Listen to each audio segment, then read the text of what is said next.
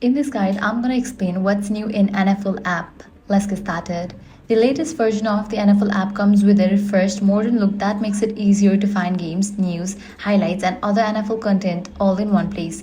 You can use the app as your game day hub with up-to-the-minute scores, in-game highlights, drive charts, breaking news, key stories, and insider analysis. You can also stay connected to the NFL channel and enjoy free NFL content 24/7. With NFL Plus, you can watch ad-free highlights from every game, stream NFL Network across supported devices, watch live local and primetime games on a phone or tablet, and listen to live audio for every game of the season. You can also get access to NFL films, programming, and other on-demand content.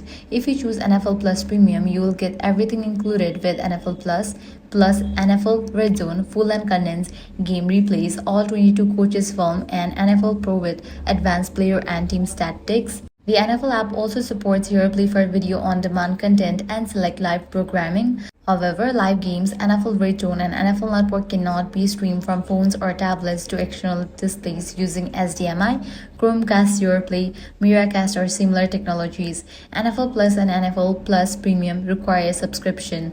If this guide helped you out, do not forget to like, share, and subscribe.